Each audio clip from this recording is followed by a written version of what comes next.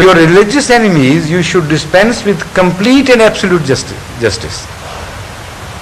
And then it condemns some systems of the earlier governments which were cruel to the people, which were unjust, which usurped their rights, which in their governments people were suffering from hunger and this and that. And the very first government described is that of Adam. And the very first conditions laid down there are that no one must suffer from hunger, no one must suffer from paucity of clothes, one must suffer from lack of water, and no one must suffer from lack of roof over his head. These are the four conditions in different terms, of course, but to this effect have been laid down in the Holy Quran for the first heaven that was created for Adam and by Adam, as we believe.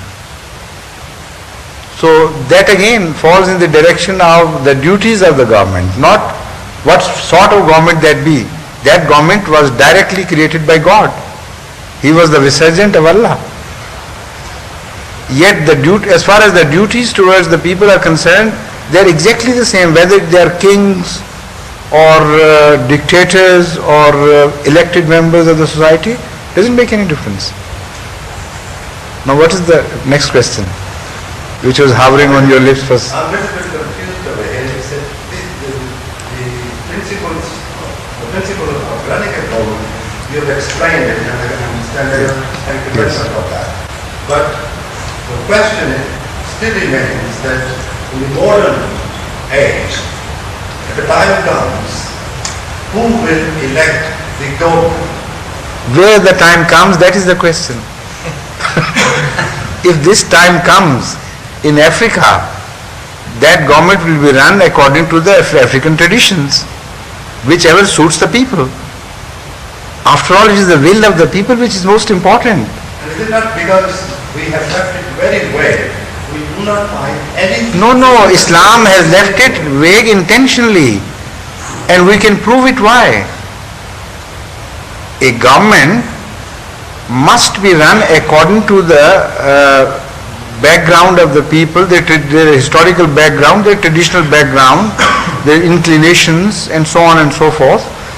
And any government which is not in conformity with these trends will be a foreign government imposed upon them. Systems can also be foreign, not only the people who rule from foreign countries. There are some systems which are alien and foreign to the local people. So if such systems are imposed on them in the name of the Holy Quran or any other name, that would still be bringing them under a foreign rule, a rule which is not, which doesn't spring from themselves. So this is why Islam has not clearly laid down what form of government you should follow. As I suppose, let's start again from that, which I thought I had already made clear, but now I understand I failed to do so. Let's start by taking the example of democracy, the Western democracy. If Islam had dictated that the only form of government acceptable to Allah would be the British democracy,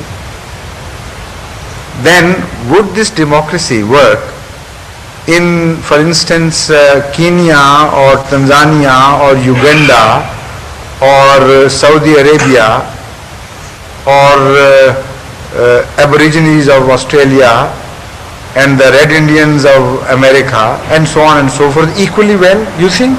Can you believe that? No. Does it work ideally in Pakistan? No. Has it ever worked? No, but it works in Western countries. All of them? All of them? Most. No.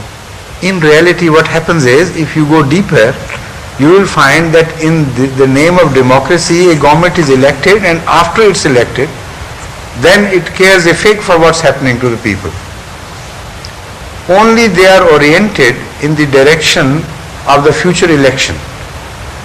They have to please the people by fraud or by real service only, keeping the next election in the end, and beyond that they are free to do whatever they please. And moreover, it is impossible for this democracy to work. It is impossible, because the people who elect a person are a few 100,000. And the person is not known to them in reality. Whether such person would be loyal to the cause of that party to which he belongs, even that is not certain. Whether he is a corrupt man or incorrupt man, whether he is devoted to the cause or not devoted to a cause, whether ultimately he would prove to be a Russian spy or not, that even happens. Such people have no means to find. So this is just a throw of the dice. Good people may be elected and good people may not be elected. But their representative position will always be challenged in reality. Because how can you judge a man by listening to a speech here and there, and that is particularly when it is oriented to win votes? So all that is just, a fake concept that they are really the representatives of the people. And very often it happens after they are elected, they are expected to do certain other things than what they were elected for. In that it is democratic, of course. When a person is elected in some borough, even in England, which you consider the ideal democracy, they go to him for helping them against police cases, against immigration cases, against this and that, taking sides with them for that purpose or the other purpose and so on. And most of the poor MPs are involved in this task, are serving individuals of their constitution, otherwise they will earn them a bad name. While this was not the party manifesto for which they were elected. And then it is not considered whether the work is right or wrong. An influence has to be brought in favor of some work, and if it's not exerted in favor of that work, then the people would say, all right, that MP is rejected. So that is just a little, one small example, a very cursory criticism. But I know, I have studied this in depth in our country.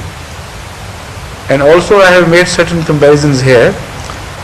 The democracy, the so-called democracy, is just an idealism. It doesn't exist.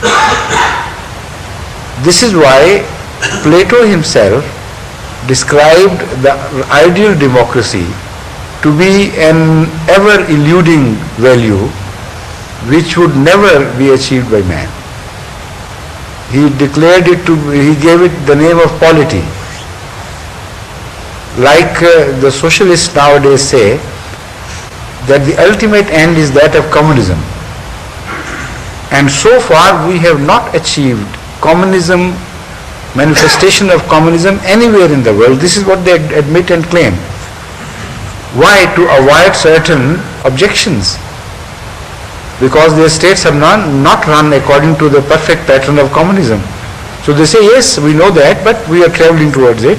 It's a process which has not yet matured. So the democratic countries of the world say we are traveling towards polity. While in fact in most cases they are reverting to older values or some other system, but not to democracy. True democracy, if you want to study true democracy honestly, the closest thing to it would be found in Ahmadiyya elections, nowhere else. If polity can ever be achieved on earth, you can go to examine how the Ahmadiyya elections are held, and then you'll realize, you'll feel in yourself that the process of democracy is now in the formation. Real democracy, I mean. Of course there are drawbacks there, so it's not perfect, I don't say that. But still I insist, if there is anything closest to democracy, it is Ahmadiyya system. So Islam in that way trains the people for honest thinking, honest elections, honestly placing their respect where it should be directed, where the true respect should be directed. Inna akramakum indallahi atqakum, such messages are